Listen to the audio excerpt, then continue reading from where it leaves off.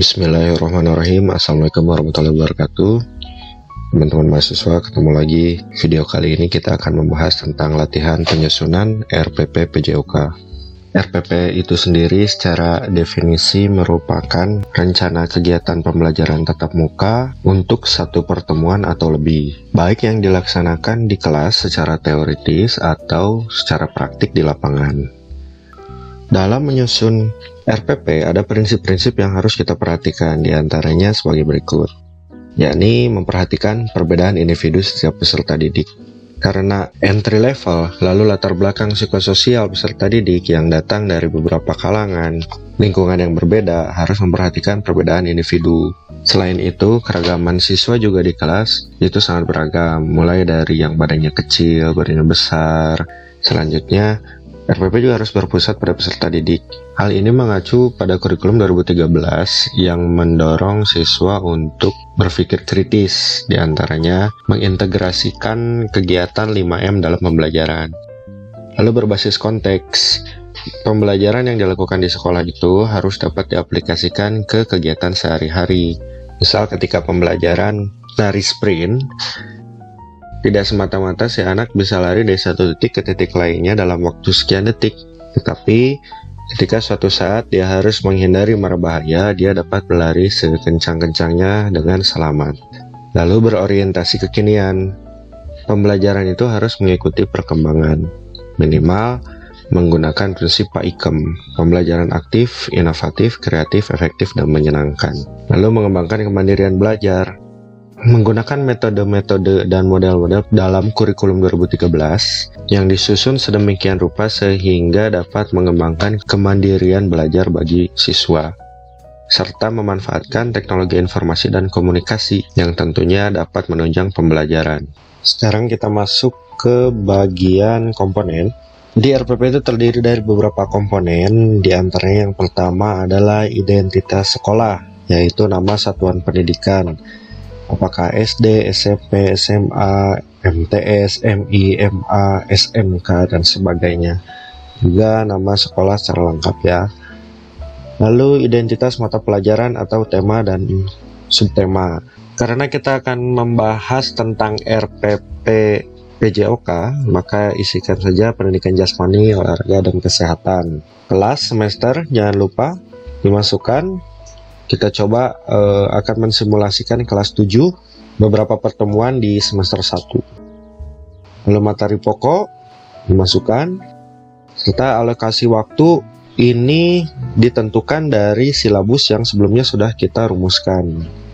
Jadi tidak semata-mata RPP itu langsung disusun begitu saja, tanpa ada program semester, tanpa ada program tahunan, tanpa ada silabus, karena setiap pertemuan serta jumlah jam pelajaran yang sudah ditentukan dalam silabus maka dituangkan dalam RPP, serta tujuan pembelajaran yang dirumuskan berdasarkan kompetensi dasar dengan menggunakan kata kerja operasional yang dapat diamati dan diukur yang mencakup sikap, pengetahuan, dan keterampilan.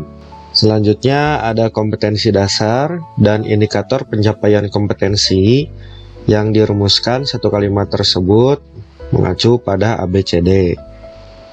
A-nya audience, B-nya behavior, C-nya condition, dan D-nya degree. Nanti kita coba bahas menyusunnya bagaimana. Setelah itu dimasukkan, selanjutnya ada materi pembelajaran. Di sini disebutkan apa saja materi-materi yang akan disampaikan dalam satu atau beberapa pertemuan tersebut dalam RPP. Lalu metode pembelajaran, biasanya kalau scientific itu ada 4. Ada discovery, inquiry, problem based learning, dan project based learning. Serta media pembelajaran, apa saja alat bantu proses pembelajaran ya, sumber belajar juga. Di situ dimasukkan referensi-referensi yang kita dapat dari mana saja, apakah dari buku, dari media cetak, dari jurnal penelitian, dan sebagainya, atau mungkin dari video-video yang terdapat di YouTube. Serta langkah-langkah pembelajaran yang terdiri dari pendahuluan, inti, dan penutup. Yang terakhir adalah penilaian hasil pembelajaran. Setelah ini kita siapkan file Microsoft Word untuk kita coba membuat RPP Kurikulum 2013 Revisi 2017 dengan format sebagai berikut. Oke, kita sekarang buka baru file Microsoft Word. Langsung di sini tuliskan identitas. Yang pertama adalah sekolah, lalu mata pelajaran. Di sini ada kelas, semester, lalu materi pokok,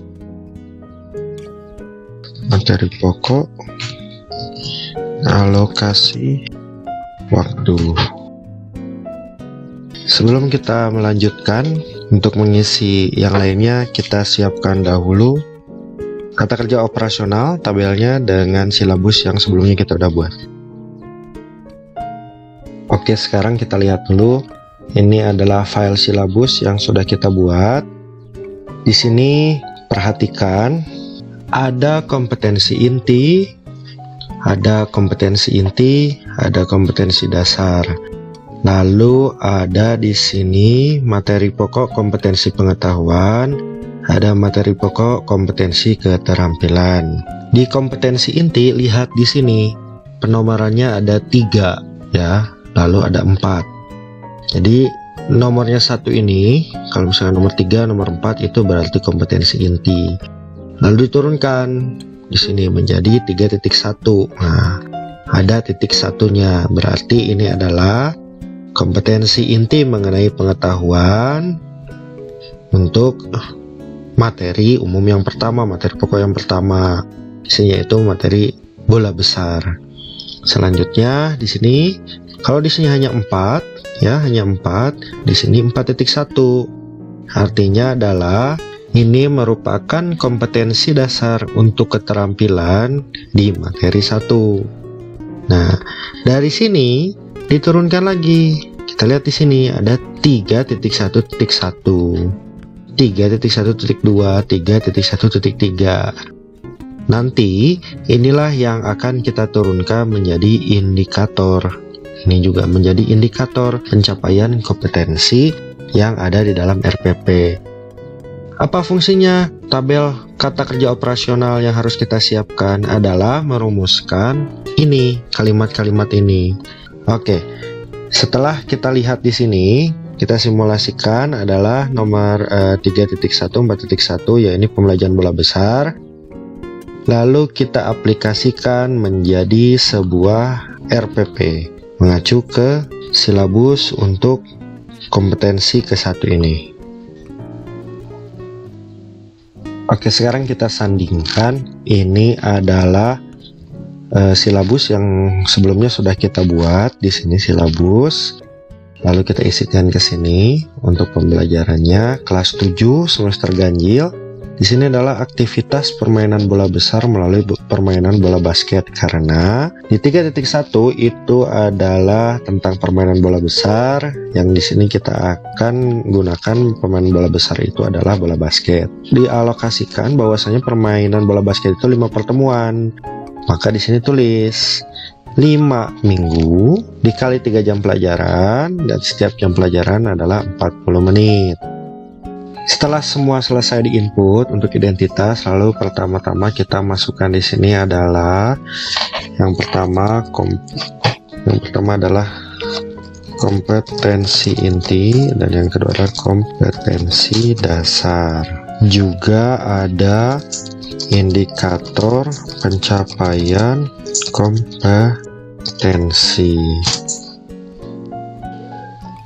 Setelah selesai mengisikan identitas di sini, kita coba isikan kompetensi inti ya. Kita lihat di sini kompetensi inti, tinggal copy dari sini 3 dan 4 ya. Kompetensi inti 3, kompetensi inti 4, maka masukkan ke sini. Kita coba copy ya. Ini kompetensi inti 3 dan kompetensi inti 4. Lihat notasinya di sini 3 titik, 4 titik. 3 titik ini artinya adalah kompetensi inti ya. 4 titik ini artinya kompetensi inti juga. Sedangkan 3 untuk pengetahuan, 4 untuk keterampilan. Lalu nanti diturunkan menjadi kompetensi dasar. Di sini lihat ada 3.1, 3.2, ada 3.3, ada 3.4 dan seterusnya. 3.1 itu artinya apa? Kompetensi dasar pengetahuan untuk materi yang pertama. atau untuk keterampilan yang pertama. Di antaranya yang pertama itu di sini adalah bola besar, yang kedua adalah bola kecil, dan seterusnya. Jadi dari sini, kalau tadi hanya 3 titik saja, kalau di kompetensi dia jadi 2, ada 3.1. Begitupun juga untuk keterampilan, kalau di sini 4 titik saja, jadi 4.1. Ya. Kalau bola besar itu pasti titik 1, bola kecil pasti titik 2. Maka untuk menginput ini haruslah teliti melihat nomornya. Kita coba ya, masukkan ke sini dengan membuat tabel. Nah, ini tabel yang sudah dibuat. Di sini ada KD, di sini ada IPK. KD di sini diambil dari sini, kompetensi dasar pengetahuan. KD 4 ini diambil dari kompetensi dasar keterampilan di sini. Lalu IPK-nya lihat di sini yang sudah kita rumuskan dengan merujuk kepada tabel KKO. Kata kerja yang kita gunakan harus merujuk ke KKO, artinya di sini kata-kata kerja ini menggambarkan kompetensi pengetahuan siswa.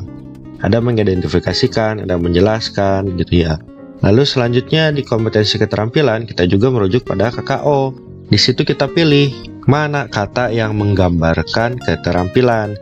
Di sini kita mengambil ada melakukan dan menggunakan. Lihat notasinya, kalau tadi 3.1, tapi di indikator sekarang nambah lagi 3.1.1. Artinya, materi yang akan kita sampaikan yang pertama itu tentang mengidentifikasikan berbagai gerak. Lalu selanjutnya menjelaskan gerak melempar. Nah, di sini kita lihat 3.1 itu adalah kompetensi pengetahuan mengenai bola besar, materi pertama. Ini juga sama. Kalau misalkan bola kecil gimana? Jadi nulisnya di sini 3.2. Kalau materi pertama di sini berarti titik 1 itu. Untuk notasinya silahkan teliti lagi dalam menuliskan ini. Begitupun keterampilan, di sini ada 4.1. Di sini jadi 4.1.1. 4.1 artinya adalah kompetensi dasar keterampilan untuk bola besar. Di sini yang ke-1 ya. Kalau bola kecil berarti 2. 4.1.1 adalah kompetensi dasar keterampilan, materi pokoknya bola besar ya, yang sekarang kita pilih ini bola basket, dan ini adalah materi yang akan kita berikan mengenai keterampilan ke siswa.